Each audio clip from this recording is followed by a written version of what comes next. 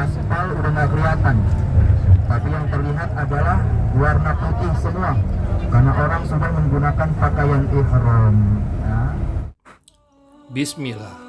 Assalamualaikum warahmatullahi wabarakatuh. Semoga Bapak Ibu dalam keadaan sehat, mendapat rezeki yang melimpah. Kali ini saya akan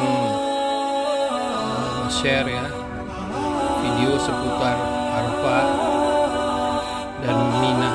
Semoga Bapak Ibu dapat memanfaatkannya, terutama yang mau berhaji. Kalau musim haji ini aspal udah nggak kelihatan, tapi yang terlihat adalah warna putih semua karena orang sudah menggunakan pakaian ihram ya. Di depan kita itu ada pohon namanya pohon Soekarno yang tumbuh di Arafah.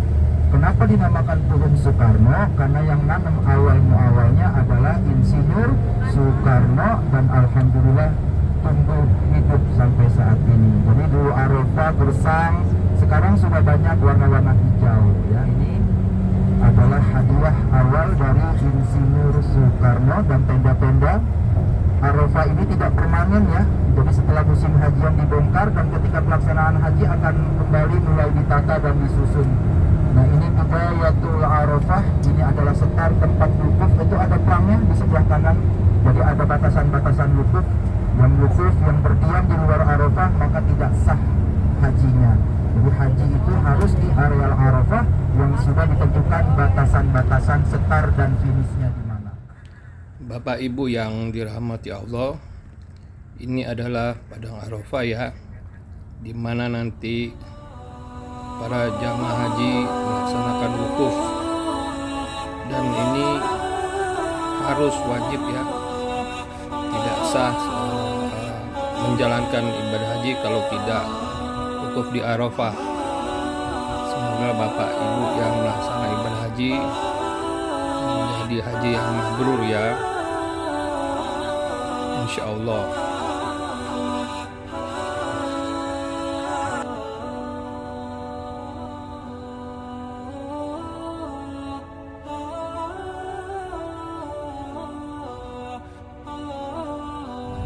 Itu namanya Masjid Nabirah, satu-satunya masjid yang ada di Arafah yang dibuka hanya 1 tahun sekali pas pada pelaksanaan musim haji. Jadi masjid sebesar itu, masjid semewah itu tidak dipakai, hanya dipakai pada saat wukuf di Arafah. Jadi Bapak Ibu, kenapa di tempat ini dikatakan Arafah? Arafah kalau dilihat dari artinya, Arafah itu tahu. Arafah tahu, mengetahui. Arafah saya mengetahui. Kenapa tempat ini dikatakan Arafah? Karena dulu ketika Nabi Ibrahim telah selesai membangun Ka'bah, diperintahkan oleh Allah Subhanahu wa Ta'ala untuk meninggikan fondasi Ka'bah bersama Nabi Ismail. Nabi Ibrahim itu memohon kepada Allah Subhanahu wa Ta'ala agar diajari tata cara manasik.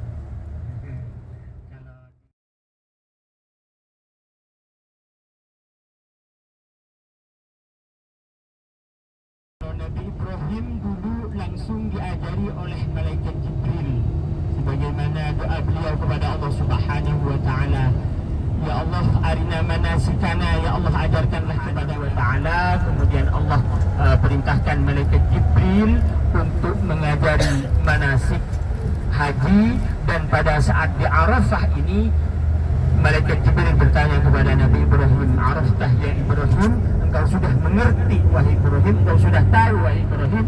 Nabi Ibrahim menjawab, Araftu ya malaikat Jibril, saya telah tahu. Oleh karena itu, karena disinilah tempat di mana Nabi Ibrahim memahami tentang tata cara manasik, disinilah dikatakan Arafah. Bapak Ibu, seperti yang dikatakan oleh leader kita tadi, Ustadz Miftah, bahwa di Jabal Rahmah ini ada sebuah tempat, ada sebuah gunung yang menjadi tempat pertemuan Nabi Adam dan Ibu Hawa setelah diturunkan dari surga, dan 200 tahun saling mencari tidak ketemu, dan akhirnya ketemunya di Arafah di Jabal Rahmah, yaitu gunung yang ada di depan kita sebelah kiri, sebuah bukit kecil Disitulah itulah Jabal Rahmah atau Bukit Kasih Sayang yang menjadi tempat pertemuan siapa? Romeo dan Juliet, Nabi Adam dan Ibu Hawa. Kita turun di sini untuk membuat sangat besar. Kalau misalkan bawa emas 1 kilo jatuh, nggak bisa diambil itu. Atau kalau enggak bisa korban jiwa, ada korban jiwa kalau jatuh sudah nggak bisa diambil. Tas bersih uang misalkan jutaan, ratusan juta nggak bisa diambil kalau jatuh. Kalau jangan dulu, karena seperti sumur dikurungi jutaan orang, masuknya susah, keluarnya lebih susah lagi. Orang masih melempar batu lagi, katanya melempar batu, pakai batu kan, pakai sendal, pakai sepatu, pakai payung. Jadi itu benar-benar perjuangan yang sulit pada zaman dulu untuk melempar jumrah. Jadi alhamdulillah sekarang sudah ada dijadikan 5 lantai dan besar. Kalau ada orang melempar dari utara nggak akan kena ke selatan, dari selatan nggak akan kena ke utara karena sudah ada temboknya, dinding pemisahnya. Kalau dulu nggak ada. Pasti di setiap musim pelaksanaan haji dipastikan ada ratusan orang yang meninggal. Jadi di sebelah kanan kita ini Bapak Ibu, di sebelah kiri ya, bukan kanan, di sebelah kiri dekatnya masjid itu adalah tempat melempar jumrah. Dan ada masjid itu adalah Bukit Al-Khuf, sebagaimana disebutkan dalam syairan itu.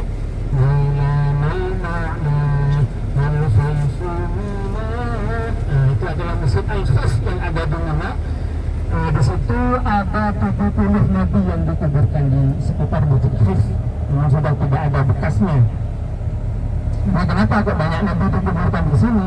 Karena ada sebuah riwayat yang menyebutkan tidak ada seorang nabi pun yang umatnya diazab oleh Allah, seperti Nabi Nuh misalkan, umatnya diazab oleh Allah, Nabi Hud, Nabi Soleh, dan banyak nabi-nabi yang lain yang umatnya diazab oleh Allah, kecuali nabi tersebut akan berhijrah menuju Mekah dan tinggal di Mekah. Sehingga di sini banyak nabi-nabi dimakamkan di sini, termasuk antara Rukun Yamani dan Hajar Aswad itu ada puluhan nabi di sana, termasuk Nabi Ismail yang dimakamkan di Hijr Ismail.